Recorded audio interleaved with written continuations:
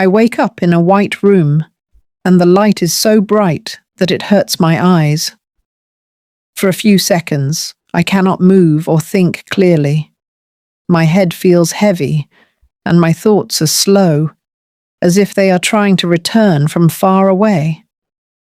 I try to remember something, anything, but my mind feels empty, like a blank page with no story.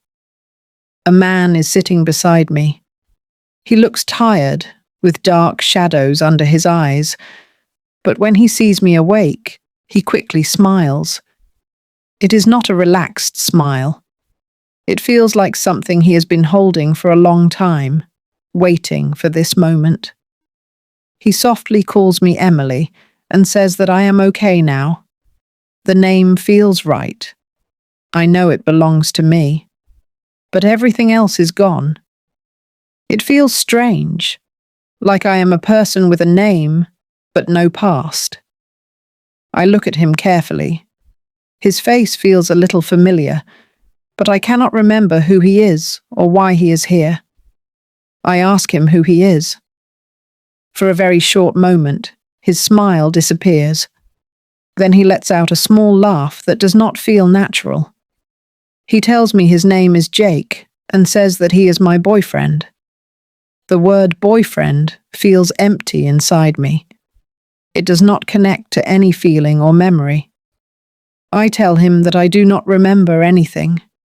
He comes closer and takes my hand gently, but his fingers tighten around mine more than they should. He explains that I had an accident and that the doctor said I might forget things. He says he will help me remember everything. I look into his eyes.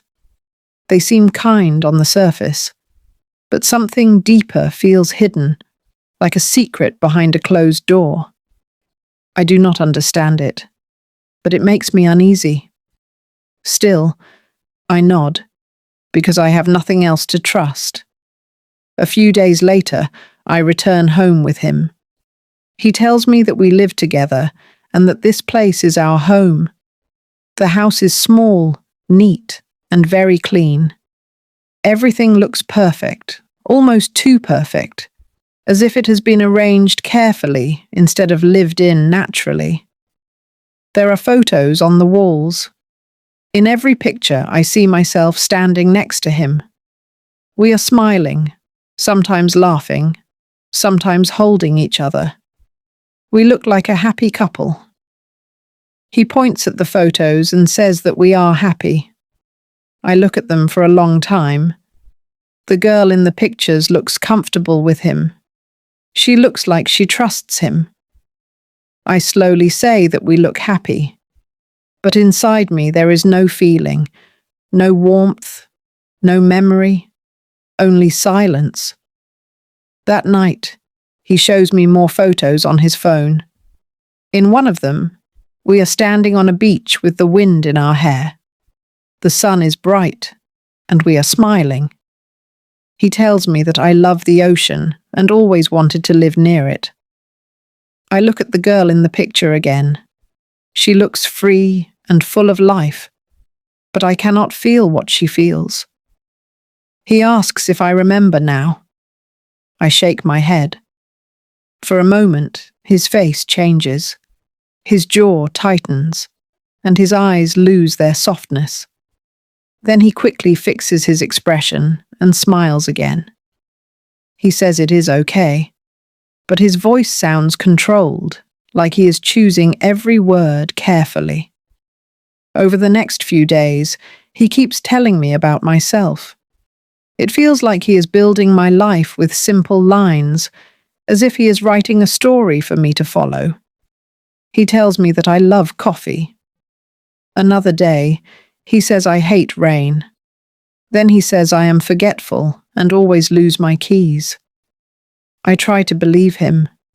I repeat these things in my mind, hoping they will feel true.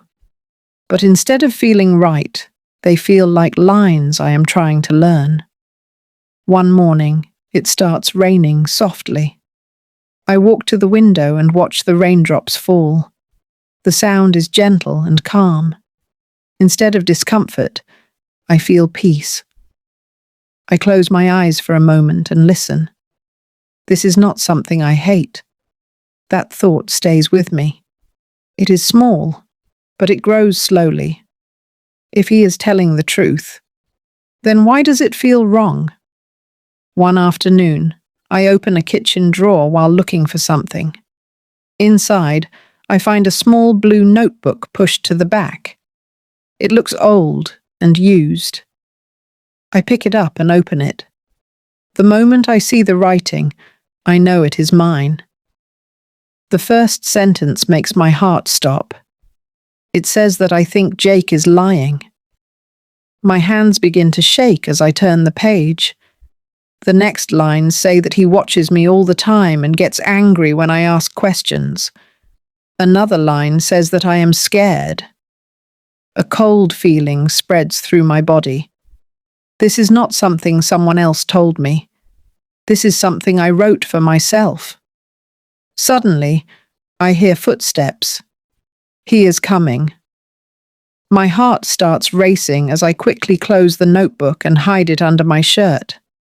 A second later, he walks into the room and asks what I am doing. I answer too quickly and say nothing. He looks at me without blinking. The silence feels heavy. For a moment, I think he knows. Then he smiles again and asks me to come for dinner. That night, I lie in bed and stare at the ceiling. I cannot sleep. The words from the notebook repeat again and again in my mind. I think Jake is lying. The next morning, he leaves the house and tells me to rest. As soon as the door closes, I begin searching again, more carefully this time. In the bedroom, under the bed, I find an old phone. It is cracked and damaged, but it still turns on after a few tries. There is only one video saved on it. My hands shake as I press play. It is me. I look tired, with red eyes and a scared face. I speak directly to the camera and say that if I am watching this, I need to remember. My heart starts beating faster. I say that Jake is not safe. The words hit me like a shock. In the video, I explain that I found blood in his car. Not a small amount, but a lot. I say that when I asked him about it, he became very angry and grabbed my arm. I show bruises on my arm in the video. I say that I am scared he will hurt me, or worse. Tears fall from my eyes as I watch. At the end, I say that if something happens to me, it is him. The video stops. The room becomes silent and cold. At that exact moment, I hear the front door open. He is back. My heart jumps as I quickly hide the phone and try to act normal. He calls my name from the other room. I answer and try to keep my voice steady. He walks in and looks at me closely. He says I look pale and asks if I am okay.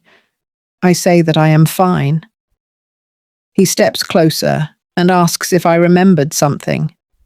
Fear rises inside me, but I force myself to stay calm and say no. He watches me for a long moment, then smiles and says that it is good. That word feels wrong.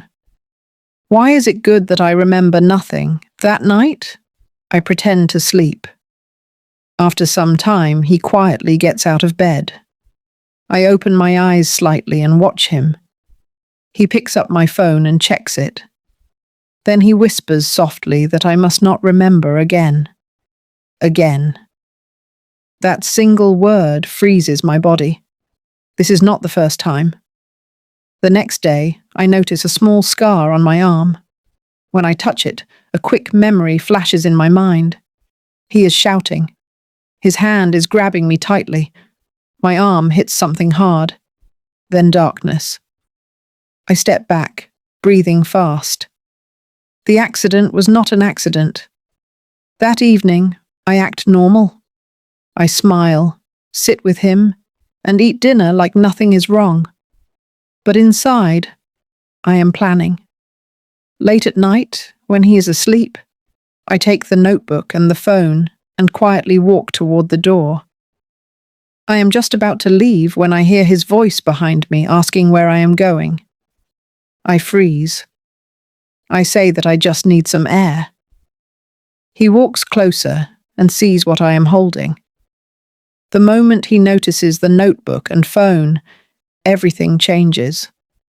The smile disappears from his face. He says that I found it. I step back and say that he is lying. His voice becomes loud. He says that I was confused and that he was helping me. He says that I needed him. I say that he hurt someone. His eyes turn dark. I turn and run, but he grabs my arm. Pain shoots through my body. He tells me not to run. I struggle with all my strength and hit him.